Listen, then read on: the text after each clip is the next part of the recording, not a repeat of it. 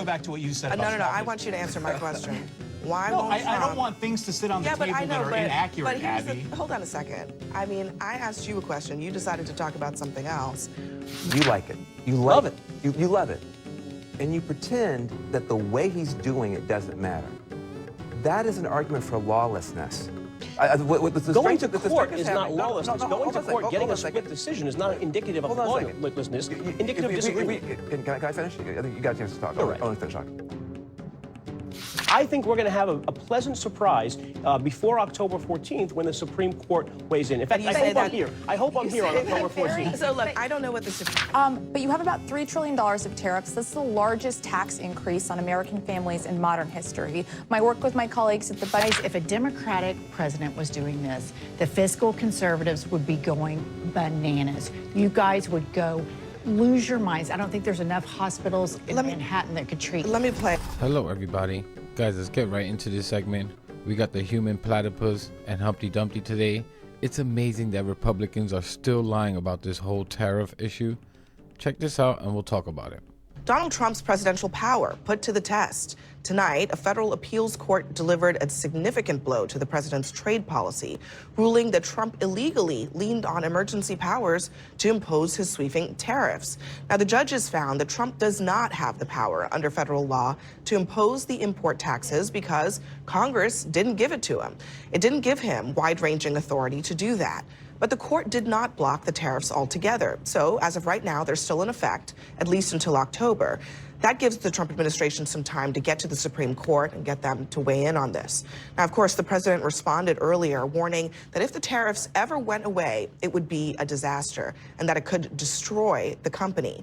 Joining us in our fifth seat is Natasha Sarin. She is the president of the Budget Lab at Yale University and a former Treasury official in the Biden administration.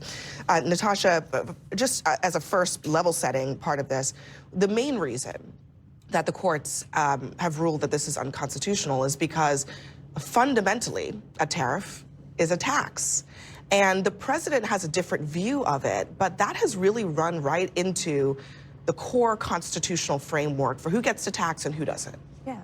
It's sort of at the core of the founding of this country that the executive doesn't get to unilaterally levy taxes. In fact, only Congress has the power to tax and spend.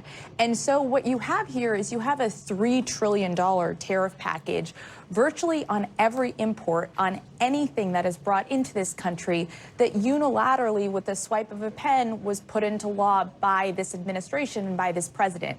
And what the court said today, it was kind of very clearly on tenuous legal ground from the get-go, because the president has powers in certain very unusual and emergency situations to take actions with regards to economic policy. But we're not talking about an unusual or emergency situation or a narrow one. We're talking about broad-based, across-the-board tariffs on allies and adversaries alike, and the power to do that just does not sit with the executive. That's sort of basic constitutional stuff. But what's so interesting, I mean, here's a bit of the court ruling.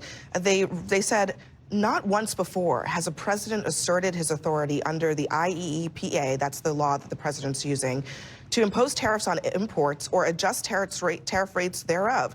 Rather, presidents have typically invoked this law to restrict financial transactions with specific countries or entities that pose an acute threat to the country's interests, basically sanctions.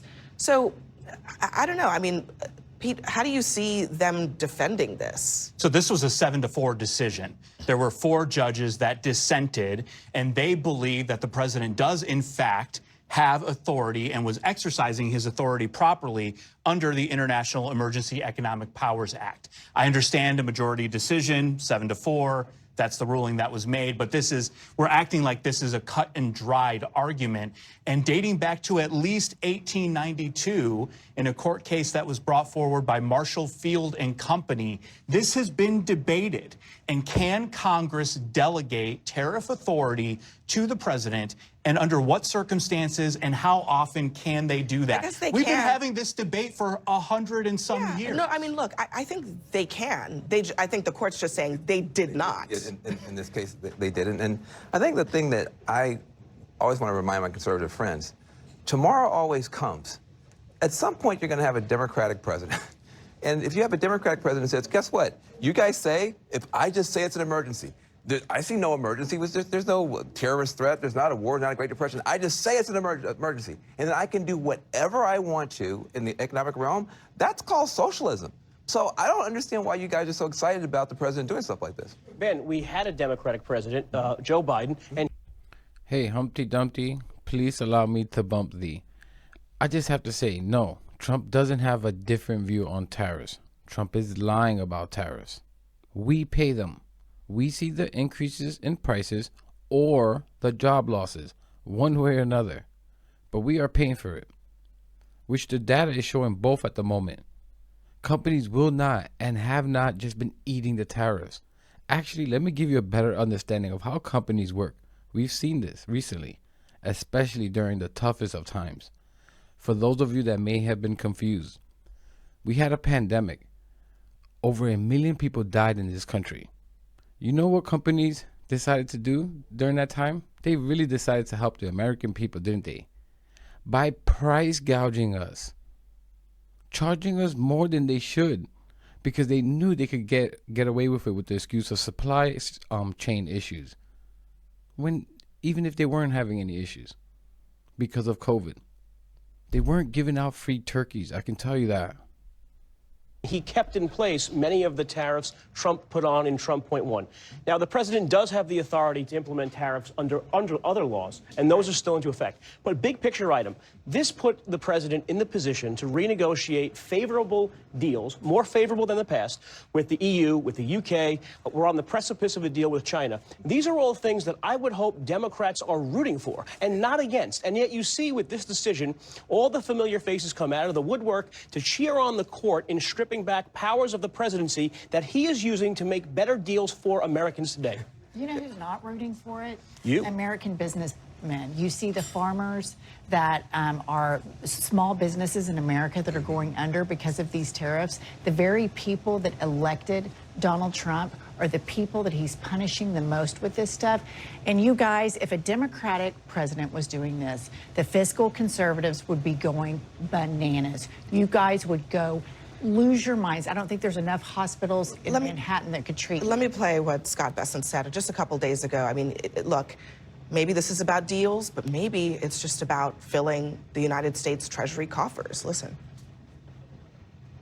The Treasury Department is taking in record tariff revenues that I had been saying was running at a rate of $300 billion a year. You chastise me for saying that it's not, that number is too low. And as usual, you're right, that we had a substantial jump from July to August. And I think we're going to see a bigger jump from August to September. So I think we could be on our way well over $500 billion, maybe towards the $1 trillion number. These people are such assholes. Look how Trump sits in that table smiling. These guys are literally stealing from the American people through these damn tariffs. I remember one of my teachers in college saying this. I'll never forget it. Money never disappears. It just switches hands. These guys are effing crooks. It strikes me that that could become a problem for them as they're trying to argue that this is an emergency, that this is about maybe making deals, that this is about fentanyl. But here they are saying, actually, it's just about raising revenue to do a lot of other things. And then on top of that, Natasha, I mean, your take on Trump keeps saying foreign countries are paying these tariffs, even if American households are not individually paying every single tariff, somebody in America is paying them. That's exactly right. So again, we have $3 trillion of tariffs before this court ruling that strikes down about 70% of the tariffs so far, though doesn't take into effect until October. But you have about $3 trillion of tariffs. That's the largest tax increase on American families in modern history. My work with my colleagues at the Budget Lab at Yale estimates it means thousands of dollars of increased prices for American consumers as a result of seeing higher prices on virtually everything that they buy. But a point that's really important with respect to the nature of how the president chose to enact these tariffs. In the first Trump administration, what President Trump did is he went to Congress and he said, I would like to see tariffs. Or he used his other authorities with respect to national security concerns and a long process with which to set tariff rates on particular countries in particular cases. What he chose to do here was avoid all of that in a way that is very clearly illegal, and in doing that introduced a ton of uncertainty into this system. Why won't Trump just go to the And actually, that reminds me, I have to tell you this quick story. I have this friend he leans conservative. He doesn't really follow politics too much. Definitely just like a online, whatever, social media scroller. I asked him what he thought about Trump's tariffs, and he really said, well, what's the problem? The other countries are going to be paying for it. And I couldn't believe it. I had to explain how it worked. And he was shocked and confused at why he hadn't seen price increases, and I explained that to him. But it really surprised me that still people out there just believe what Trump says, that other countries are going to pay the tariffs. And I explained to him, you know how the other country has reciprocal tariffs on us? So what, they're paying both tariffs? They're paying their own tariffs and ours? And like I think he understood that. I mean, I'm not sure, but for sure he's going to see it during Christmas. Home Depot, John Deere, Walmart, Target, so many companies have already came out and said price increases are coming due to tariffs. Plain and simple. Congress that he controls. And just ask them to raise tariffs. I mean, actually, that would be completely legal. Totally and completely legal. He could go to Congress and say, hey, Speaker Johnson. Yes, hey, Speaker Johnson. 2 points. Give us a 10% across the board tariff on the whole world. He can do that. Why won't he do it? So 2 points. One, the Congressional Research Service did a study right around the time of Liberation Day, and they wrote, quote, that the president or the Congress has given the president broad latitude to exercise his tariff authorities. Again, a president can do this, maybe not under every circumstance, and that is continuing to be adjudicated, but this is a debate. But he can't do it this way. The second point is, I want to go back to what you said about No, I want you to answer my question. Why won't Trump? I don't want things to sit on the table that are inaccurate, Abby. Hold on a second. I mean, I asked you a question. You decided to talk about something else. Why won't Trump go to the Congress that he controls? Because he believes he has the authority, and I just gave you an example of why. Listen, the Congressional Research Service itself says it. Hold on. I don't want you to take the Congressional Research Service out of context.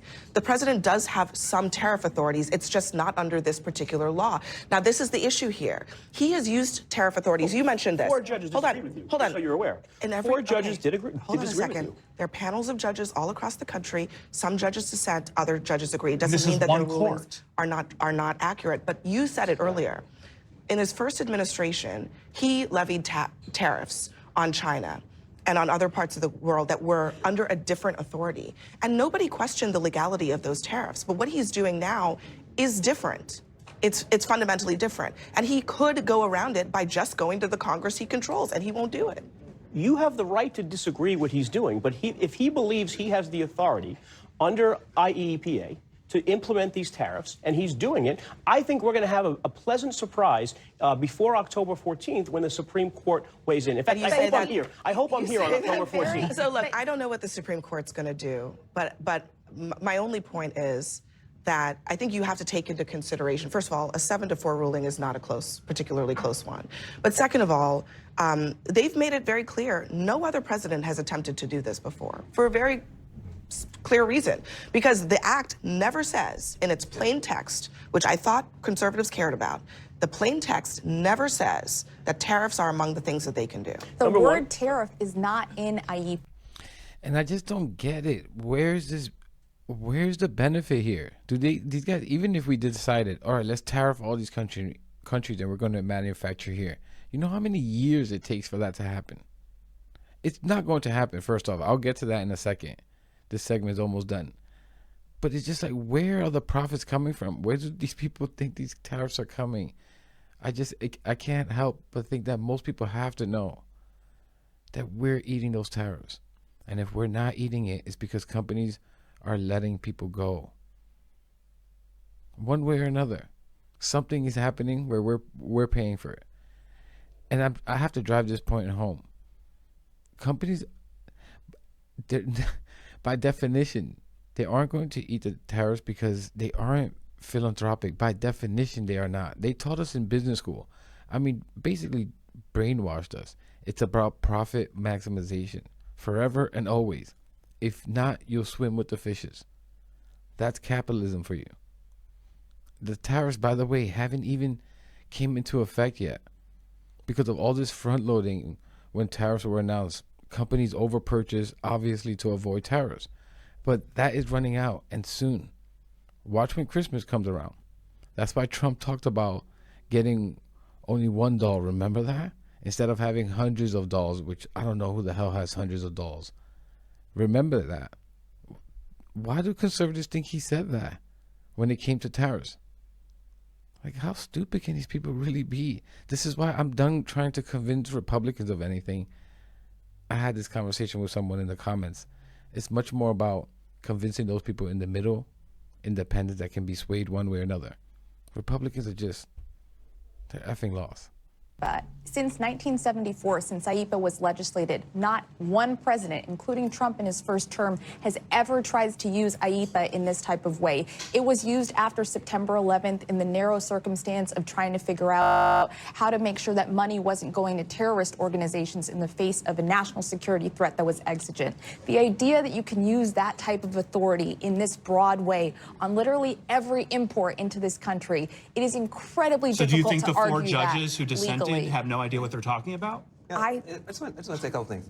Like, often people like where Trump is going. You like it. You Love it. You love it. And you pretend that the way he's doing it doesn't matter. That is an argument for lawlessness. Going to court is not lawlessness. Going to court, getting a split decision is not indicative of lawlessness. Indicative of disagreement. Can I finish? I think you got a chance to talk. All right. I want to finish talking.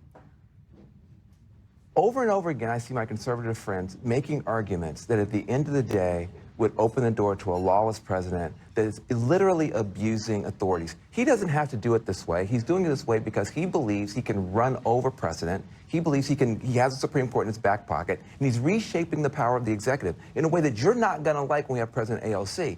And so I think we should actually be agreeing with each other that we like process. It's not just you get what you want, but you do it the right way in America. That's what makes us not a banana republic, and we're throwing that away. The final point from my conservative friends at the table.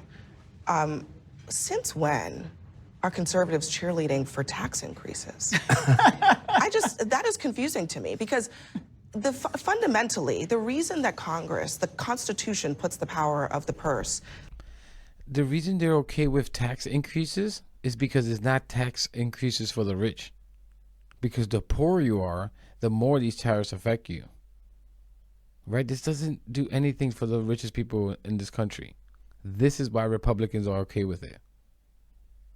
Taxation and spending in the hands of Congress is so that the people control when they are taxed. Not the king. Since when is it okay for one man to decide that every person in the United States of America has to pay a higher tax and he never has to go through Congress to do it? Tariffs are utilized for a lot of different purposes. As Joe mentioned earlier, Yes. Joe Biden kept a lot of Donald Yes. Trump's tariffs in place. As we've discussed. So obviously they're not And as we've blanket. discussed, those were under a different authority for It's always national different. security purposes. Everything Trump does is No. different. Trump Yeah. did it. I It just is said different. Trump did it. No, that is No, true. but I'm saying, but that he's doing Everything some he tariffs. did It's bad that he's it doing may or tariffs. may not have been a policy that everybody agreed with, but nobody said, oh, he can't do it under that illegal. authority. But the other thing is that the other tariffs that exist, Congress passes those trade deals, right? You come up with a deal with another country, you take it to Congress, they ratify it, it's the law of the land. Why won't Trump do it that way? And why are conservatives okay with the people never being a part of the process, the people being Congress the has citizens time and of this time country? again delegated their authority on tariffs, and the President of the United States is not in this utilizing that authority that has been delegated to him. According to this court and the lower court that looked at it before, not in this case. Not in And this if the case. And Supreme that's the Court problem. rules in his And that's favor, what, will you agree? That is what, listen, if the Supreme Court rules in his favor, that's the law of the land.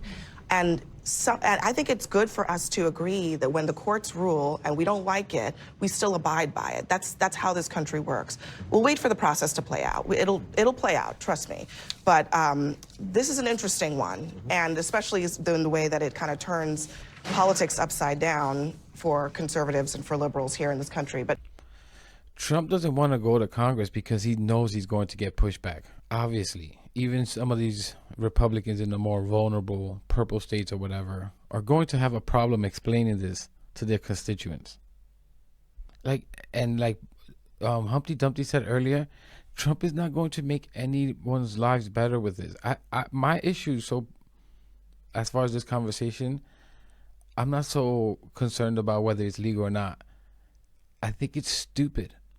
I think it's just a stupid thing to do in this way. This is just straight up robbery. When prices are high as it is, without the full effects of tariffs, with the inflation we have, this is when you think it's a good idea to even do something like this? First of all, we shouldn't do it anytime, but to do it now, do you think that's good timing? Guys, and right now we have 400,000 open manufacturing jobs that we just can't fill. So we're just going to get more here that we aren't going to be able to fill.